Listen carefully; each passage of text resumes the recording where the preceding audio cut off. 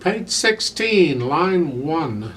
Now they're introducing a quarter rest. Look at the very top of the page. You know that little squiggly thing, squiggly thing, whatever it is? Some people say it's a sideways bird. I don't know. For every note, there is a corresponding rest, okay, more or less. I've never seen a dotted rest, because you can have a dotted note, but no. So for a quarter note, there's also a quarter rest. If there's a half note, there's a half rest. A whole note has a whole rest, blah, blah, blah, okay? Counting-wise, they work exactly the same as the note. The rest does. So if a quarter note gets one count, a quarter rest gets one count. The only difference is, instead of making noise or a sound during that one count, you have to be quiet during that one count. And in music, the being quiet is just as important as making the noise. No, sound. I should call it sound, right? All right. I don't want to offend too many people. Actually, I don't care if I do or not. The point is, when you play a note, you make a sound. When you play a rest, you're quiet. And that's the point. You, as I call it, play the rest. That is, be quiet for that period, whatever it is. So if you take a look at line 1, and the second measure, you have a dotted half note. You already know a dotted half note is the same as 3 quarter notes. Well, in 4/4 time, that's 3 beats. So the quarter rest is the 4th beat. So we're going to hold that dotted half note down right until the 4th beat starts. And then the 4th beat is simple, so it's like so.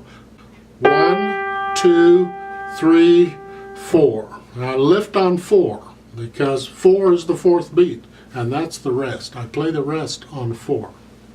If there were a note there, a quarter note instead of a rest, I would play the note on 4. It would sound like this. 1, 2, 3, 4, right? Except no note, it's a rest, so I'm silent for that. Line 1 has quarter rest in it. Now they're also introducing slurs. Hang on to your hat, starting to get interested. The slur is a curved line, and it can be above or below the notes. That's not what's important. The important is it's a curved line and it's over multiple notes that are different pitches, all right? There is a thing called a tie in music that uses the same symbol as a slur. I really wish they would introduce the tie first because it's easier in my mind to explain it. You play the notes connected. There's no space between the notes. They call it legato, okay? And they say it's smooth. I think that's baloney. You can't play anything smooth on a piano. The instrument won't let you. It's not built for smooth. You can do smooth on a wind instrument. You can't do smooth on a piano. It's too percussive. But you can connect the notes so there's no sound in between them, all right? But that's what we've been doing already on all previous lines we've done. So whether you know it or not, you've been playing connected, slurs, legato, whatever you want to call it, okay? The first 2 measures here with the line under it is this.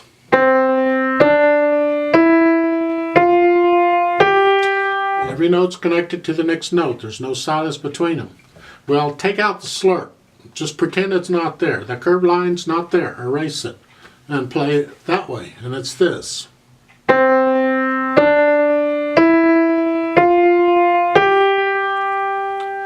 And if you're saying those sounded the same to me, you are absolutely correct. They were supposedly identical. I don't do anything identical, but the point is, even without the slur, you're still going to connect the notes. Now, there are other symbols to tell you how to do other kinds of stuff, so it's not connected. But when there's nothing there, it's just the notes, you just play them connected. Pop music, rock music, the stuff you see, you can interpret that by adding slurs and other kinds of stuff in there as your interpretation. Because a lot of times the music won't give you any indication. It's up to you to decide how you want to do it. Okay? In classical music, play it the way it's written. So let's do line 1 together. So for the right hand, you're still in C position. I'll give us 4 counts and we'll play it together. Right? I said that. Yeah. Oh, I don't know. 1, 2, ready, go. 2, 1, 2, 3, rest.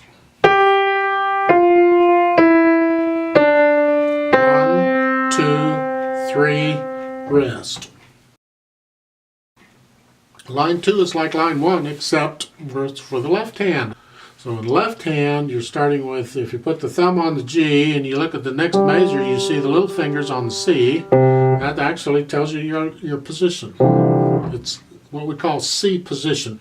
And that's because there's 5 fingers and 5 notes, and the bottom note is C. So that's how, if I might say, put your hands in C position, then you just put them up there so the bottom note in each hand is C.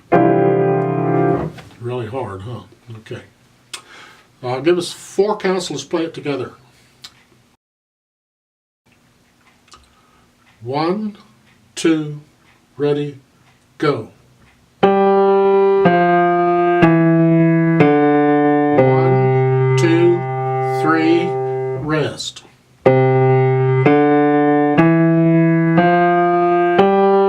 2, 3, rest.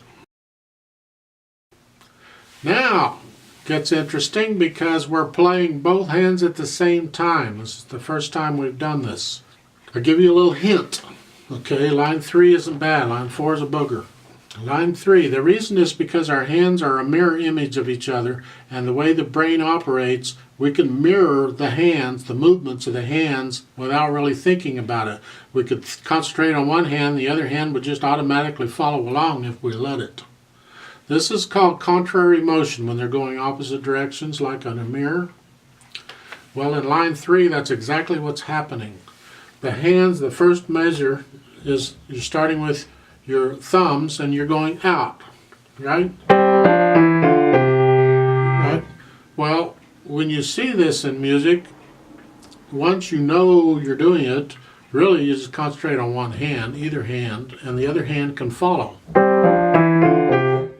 Okay, later on when you get to scales, that comes in really handy because we do the scales in parallel motion, the hands going together, and in contrary motion, the hands going apart.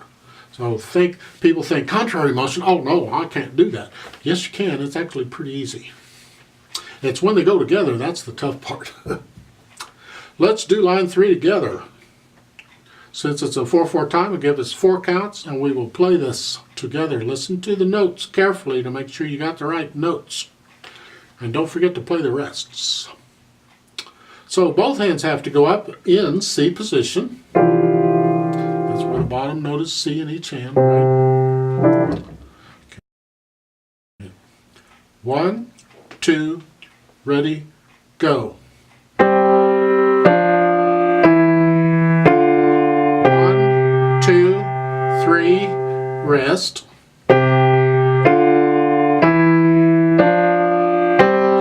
2, 3, rest.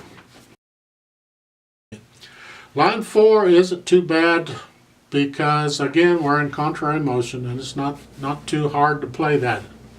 So I don't have anything to say for line 4. Let's just try it out and see what happens. Don't forget to play the rest. It's important. So put your hands in C position. Right, so where C is the bottom note of each hand. Okay. I'll give us 4 counts and we'll play it. 1, 2, ready, go.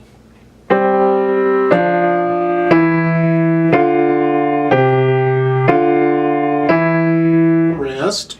1, 2, 3, 4. 1, 2, 3, rest.